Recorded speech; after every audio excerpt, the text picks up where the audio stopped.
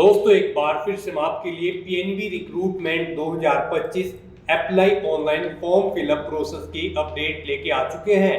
जी हाँ दोस्तों, Punjab national bank के अंतर्गत स्पेशलिस्ट ऑफिसर एसओ के 350 खाली पद निकले हुए हैं, जिनके लिए आप ऑल इंडिया से मेल फीमेल दोनों कैंडिडेट ऑनलाइन आवेदन कर सकते हैं।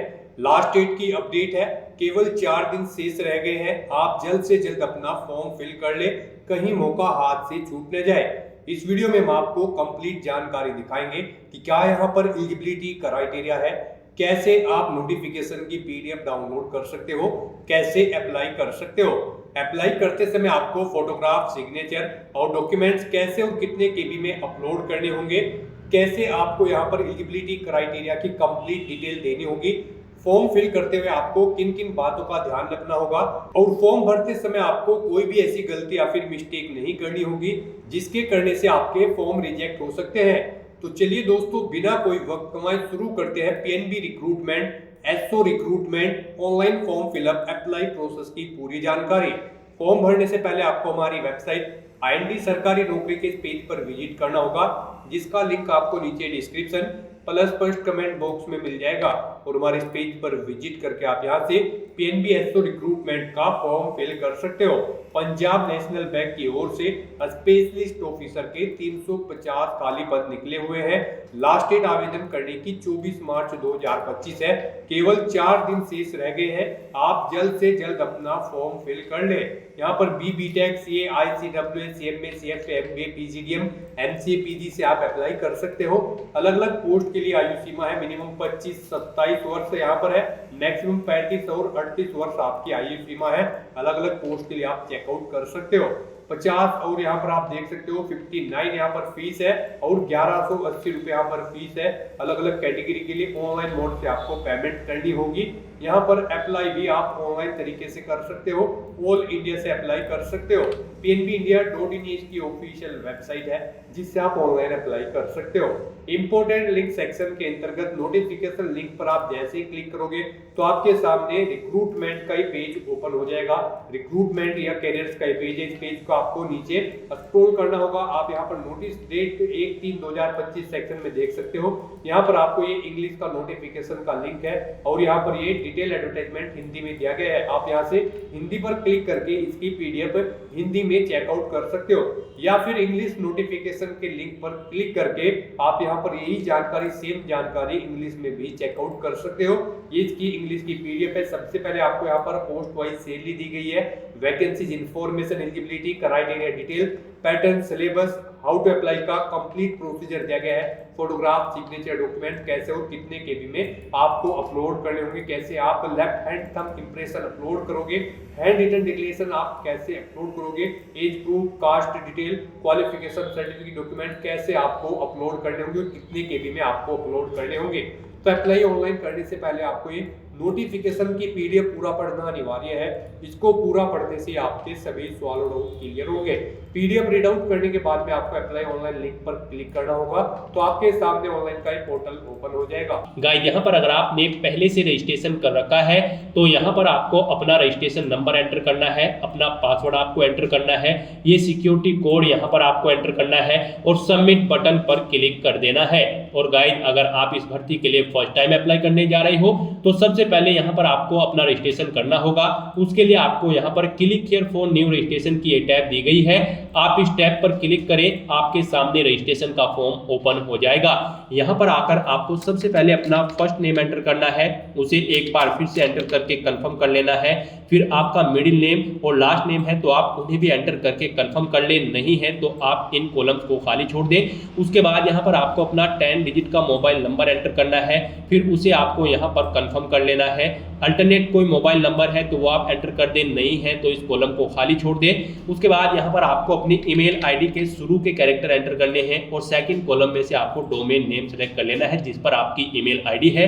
उसके बाद यहाँ पर आपको अपनी कंप्लीट ईमेल आईडी एंटर कर देनी है। फिर आपको ये कैप्चा कोड यहाँ पर एंटर करना है और उसके बाद गाइस आपको सेव एंड नेक्स्ट ऑप्शन पर क्लिक कर देना है। उसके बाद आपके सामने कुछ इस तरह से इंटरफेस शो होगा। यहाँ पर आपको एक रजिस्ट्रेशन नंबर और पासवर्ड प्रोवाइड कर दिया गया है। ये रजिस्ट्रेशन नंबर और पासवर्ड आपके रजिस्टर्ड मोबाइल नंबर और ईमेल आईडी पर भी सबमिट किए गए हैं। आपको इन्हें केयरफुली नोट डाउन करके रख लेना है फ्यूचर यूज के लिए। और यहाँ पर अब आपको अपना फोटो अपलोड करना है और सिग्नेचर अपलोड करने हैं और अपना फोटो यहाँ पर आपको कैप्चर करना है। इनके लिए आपको गाइडलाइन दी गई है, guideline for scanning the photograph and signature. आप इस लिंक पर क्लिक करें, आपके सामने PDF ओपन होगी। यहाँ पर आपका जो फोटोग्राफ है वो 4.5 सेंटीमीटर इंटू 3.5 सेंटीमीटर में होना चाहिए। 200 इंटू 230 पिक्सल उसकी डायमेंशन होनी चाहिए पिक्सल में। और यहाँ पर उसका साइज 20 KB से 50 KB के बीच में होना चाहिए, JPG या फिर JPEG फॉर्मेट में। और सिग्नेचर आपके 140 इंटू 60 पिक्सल में डायमेंशन उनका होना चाहिए। साइज उनका 10 KB से 20 KB के बीच में होना चाहिए और आपके डॉक्यूमेंट JPG या फिर JPEG फॉर्मेट में होने चाहिए। तो यहाँ पर अब आपको चूज फाइल बटन पर क्लिक करना है, फाइल को सिलेक्ट करना है और अपना फोटो यहाँ पर अपलोड कर देना है। ऐसे ही आपको सिग्नेचर अपलोड करने के लिए चूज फाइल बटन पर क्लिक करना है, अपने सिग्नेचर को सिलेक्ट करना है और उन्हें यहाँ पर अपलोड कर देना है।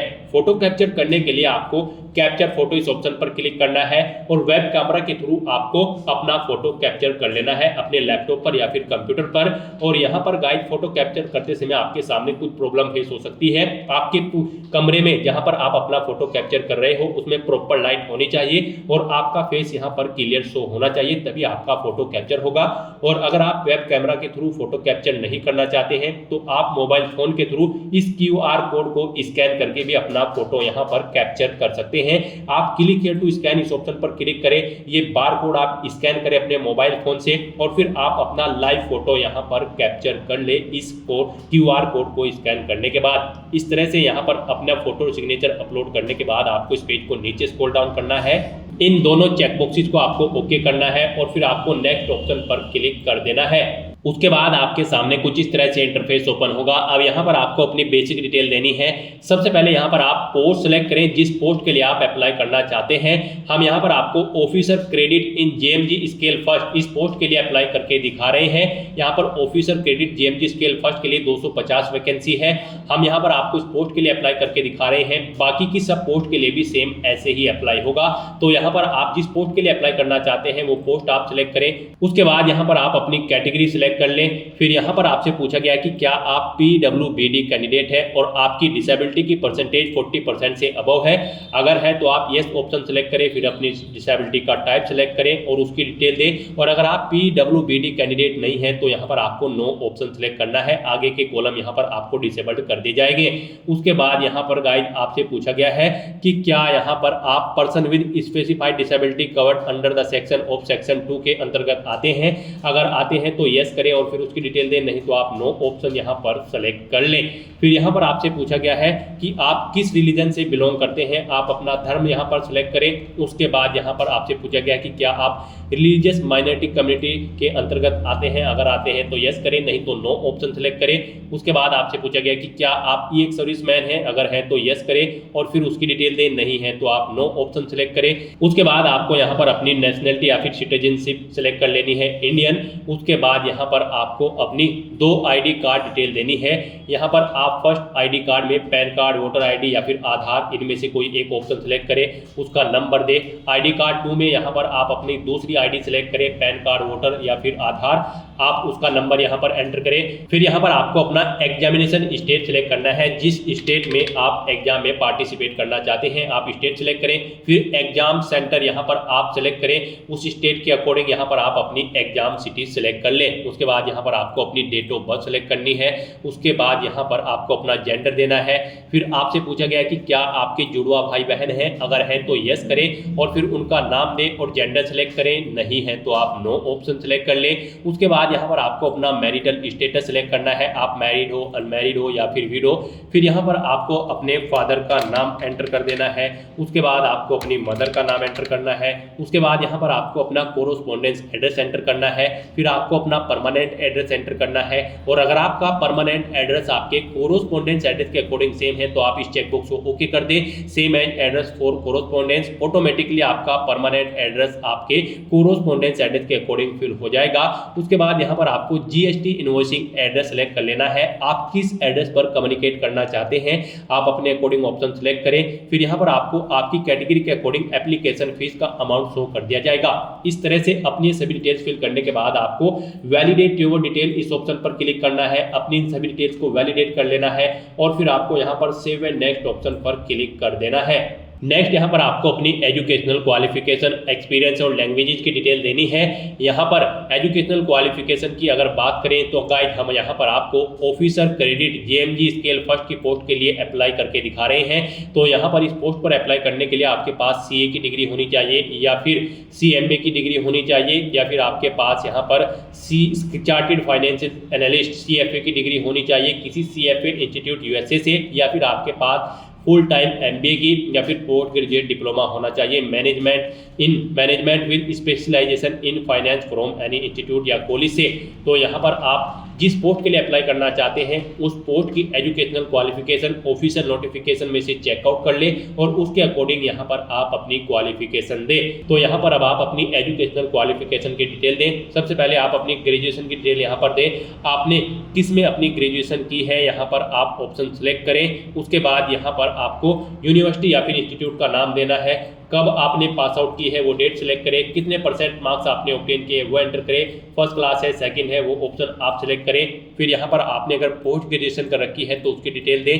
प्रोफेशनल कोई क्वालिफिकेशन आपके पास है जैसे कि सीए या फिर सीएमए आप यहाँ पर उसकी डिटेल दे सकते हैं। सीए अगर आपके पास है तो फिर आप यहाँ पर यूनिवर्सिटी या फिर इंस्टीट्यूट का नाम दें जिससे आपने अपना ये प्रोफेशनल क्वालिफिकेशन की है। फिर आपने कब पास आउट की है वो डेट सेलेक्ट करें। उसके बाद यहाँ पर अगर आपके पास कोई और सर्टिफिकेट है तो उसकी डिटेल दे सकते हैं, अदर कोई डिग्री है तो उसकी डिटेल आप प्रोवाइड करा सकते हैं। फिर यहाँ पर आपको अपना एक्सपीरियंस देना है। एक्सपीरियंस देते हुए यहाँ पर आपको सबसे पहले अपना नाम देना है, फिर डेजिग्नेशन देनी है, किस डेजिग्नेशन पर आप कार्यरत थे, कब से कब तक आप कार्यरत थे वो डेट यहाँ पर आप सेलेक्ट करें। फिर नेचर ऑफ ड्यूटी दें, अगर जॉब छोड़ चुके हैं तो उसे छोड़ने का कारण दें। इन डेट्स के अकॉर्डिंग यहाँ पर आपके ईयर ऑफ एक्सपीरियंस कैलकुलेट होकर आ जाएंगे, कितने टाइम का आपको एक्सपीरियंस है, एक से ज़्यादा जगह वर्किंग एक्सपीरियंस है तो यहाँ पर आप ऐड मोर ऑप्शन पर क्लिक करें। एक और सेम ऐसी ही रो यहाँ पर ऐड हो जाएगी, उसमें आप अपने एक्सपीरियंस की डिटेल प्रोवाइड करा दें। और अगर किसी पोस्ट के लिए एक्सपीरियंस रिक्वायर्ड नहीं है तो यहाँ पर आप इस सेक्शन को खाली छोड़ सकते हैं। उसके बाद यहाँ पर आपको लैंग्वेजेस की डिटेल देनी है।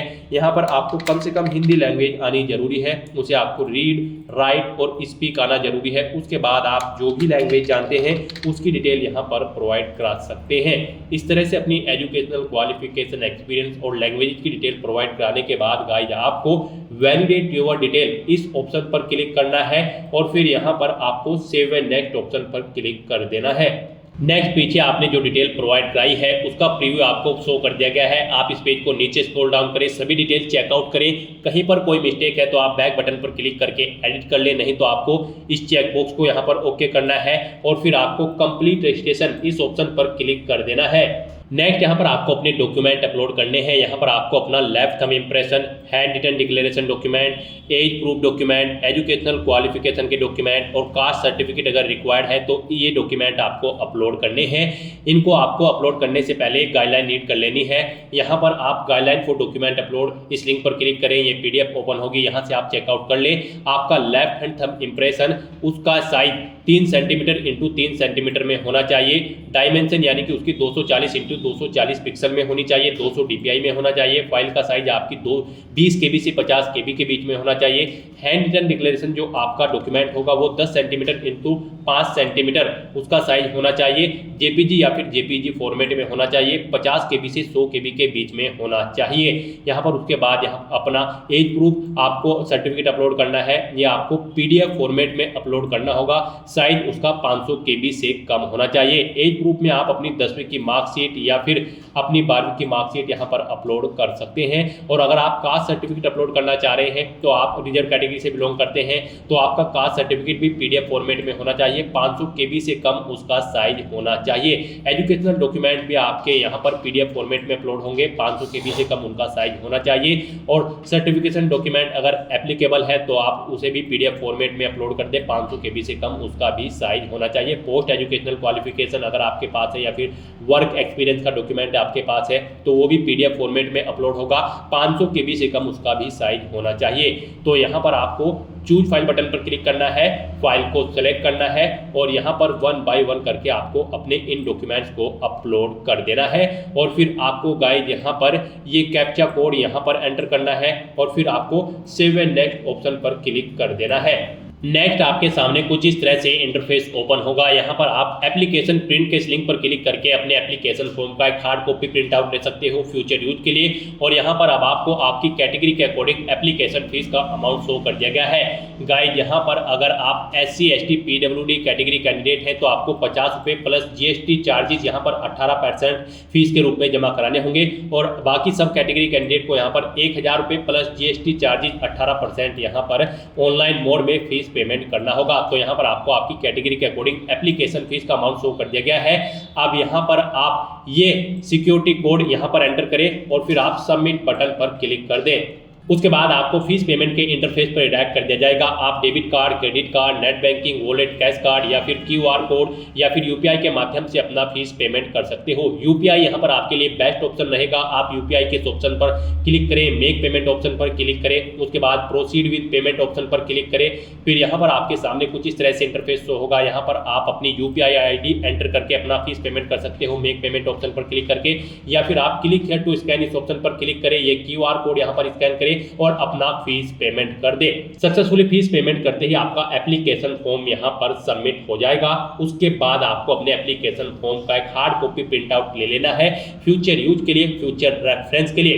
तो दोस्तों ऐसे आप Punjab national bank specialist officer के 350 खाली पदों के लिए अपना फॉर्म अप्लाई कर सकते हो बिना कोई मिस्टेक किए हुए। आज की इस वीडियो में बस इतना ही।